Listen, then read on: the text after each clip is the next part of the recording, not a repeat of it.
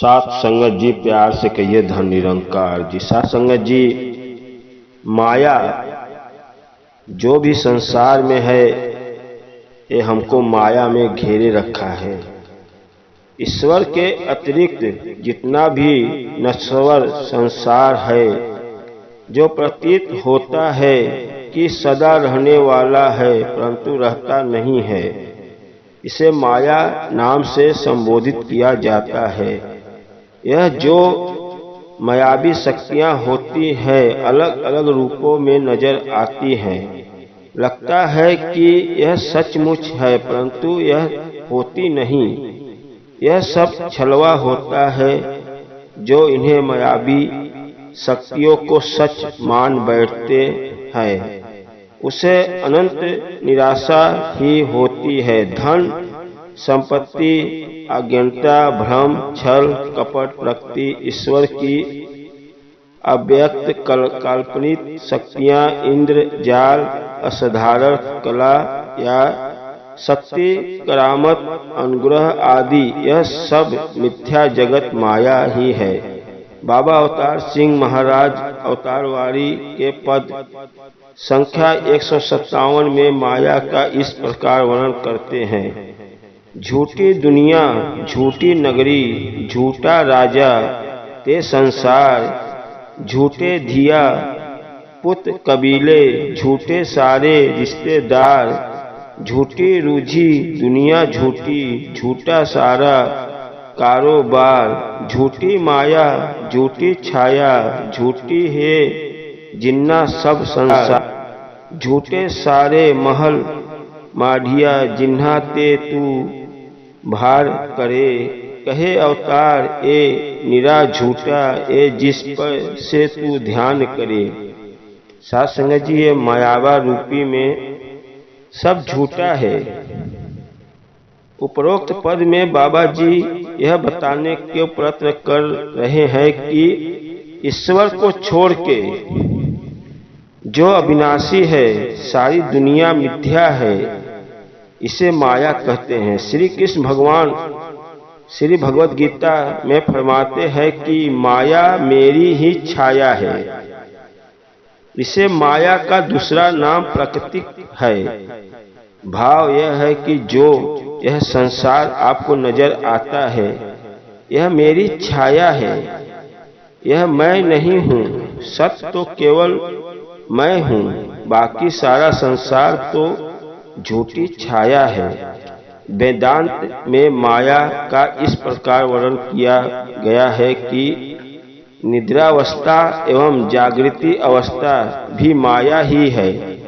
राजा जनक जी मिथिला नगर के अद्भुत राजा थे, जिनके बारे में कहा गया कि सबसे बड़ा राजा जनक, जो गृहस्थ में भी भया उदासी, उनको एक रात स्वप्न आया।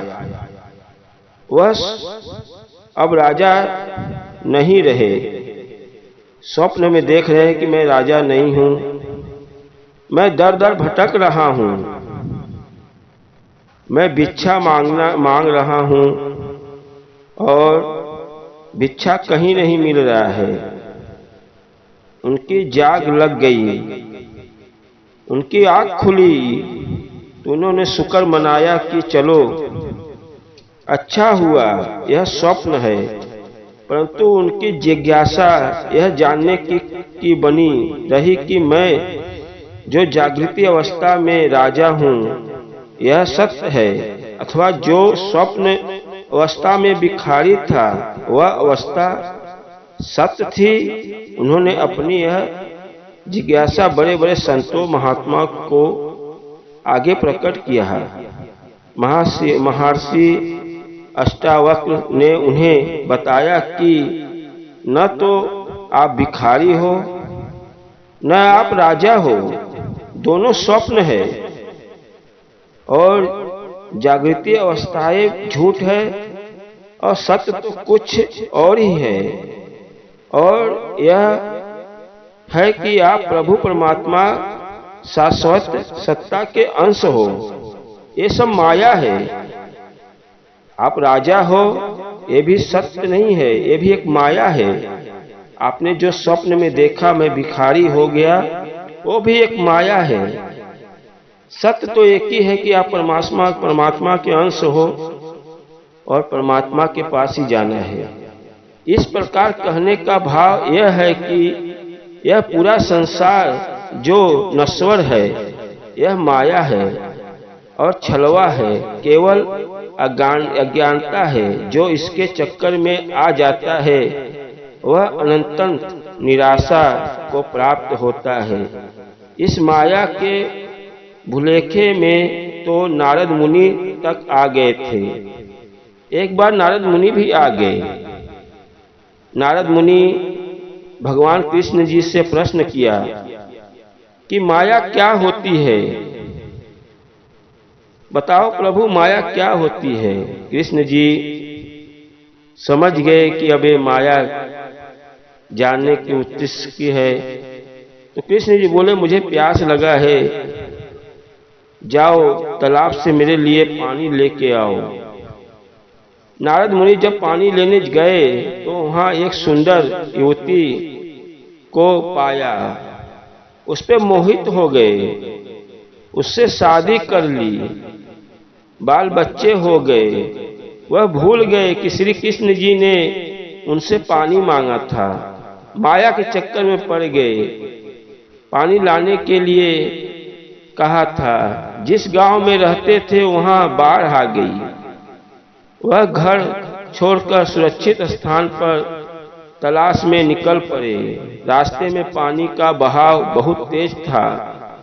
बच्चे वहां पूरा परिवार बह गए। नारद मुनि अकेला विलाप करने लगे, मेरा परिवार, मेरा बच्चा, मेरा बीबी मेरे हाथ से सब छूट गए। विलाप कर रहे हैं। उनको आवाज आई, कृष्ण जी ने आवाज दिया, पानी लाओ। तब नारद मुनि को समझ में आया कि ये तो पूरा माया है, सब झूठा एक माया है। इस माया के चक्कर में हम पड़ जाते हैं। अतः माया तो भुलावे का नाम है। तुलसीदास जी कहते हैं कि समस्त इंद्र ग्रह वस्तुएं माया है, अर्थात जिन वस्तुओं को हमें इंद्रियों से ज्ञान होता है वह है ही नहीं, ऐसे झूठ की दिखाई देती है। कबीरदास जी कहते हैं कि माया और छाया एक समान है, क्योंकि यह दोनों भागते हुआ में पीछे फिरती है और जो उनके पीछे पड़ता है उसके आगे भागती है। शंकराचार्य जी भी कहते हैं कि माया ईश्वर की शक्ति है, फिर भी एक अनिवार्चनीय पदार्थ है। इसलिए हमें माया से सावधान रहना चाहिए, बचना चाहिए। ये समझो, ये संसार में कोई वस्तु, सब माया है, कोई परमानेंट नहीं है। एक सच्चा कौन है? ईश्वर ही है, निरंकार प्रभु है, एक ही है जो आपको वहां पे जाना है। ये सत्य है कि हमको यहाँ आए हैं तो आज नहीं कल हमको अपने घर जाना है। बाकी सब एक माया है, माया में उलझे रहते हैं। मेरा परिवार, मेरा बच्चा, मेरा घर, पूरे संसार में आप एक माया में उलझ जाते हो और जो निरंकार प्रभु को नहीं जान सकते हो, गुरु की भक्ति नहीं कर पाते हो। इसीलिए कहा जाता है कि सत्संग कर लो, सत्संग बिना विवेक न होई। जिसने सत्संग नहीं किया उसके जीवन समझो एक अधूरा है। हम परमात्मा के अंश हैं और हमको परमात्मा के पास जाना है। बाकी सब एक माया है। ये माया में उलझते उलझते पूरे उम्र को गवा देते हैं और लास्ट में आता है, जब जाने का समय आता है तब पछताते हैं कि मैंने पूरी उम्र बाल बच्चे को पढ़ाने लिखाने में सब गंवा दिया, अपने जीवन में सत्संग नहीं किया, प्रभु का नाम नहीं लिया जिसने मुझे पैदा किया। क्यों पैदा किया था? कि धरती पे जाना तो हमारा नाम लेना। सत्य यही है, ईश्वर एक ही है, ईश्वर का नाम लेना। और धरती पे आने के बाद में माया के चक्कर में ऐसा उलझ जाते हैं कि पूरे जीवन गंवा देते हैं और सत्य को नहीं पहचान पाते हैं। ईश्वर ने मुझे क्यों भेजा है? आओ साथ संगत जी सतगुरु माता जी के चरणों में लगे रहो। हमारे साथ तो सतगुरु मिला है, सच्चा गुरु मिल गया है और गुरु ही हमारा कल्याण करेगा। आओ साथ संगत जी, सभी माया है और सभी माया के चक्कर में हम उलझे रहते हैं, नहीं जान पाते हैं कि सत्य क्या है। सत्य यही है।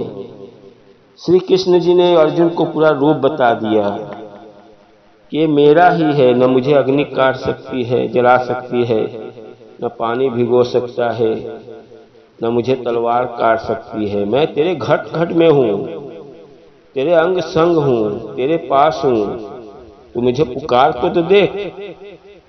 जब हम पुकारते हैं तो हमारे साथ निरंकार प्रभु हमारे साथ रहता है, हमारा हर बात सुनता है। आओ साथ संगत जी, दास से कोई गलती क्षमा करना और प्यार से कहिए धन निरंकार।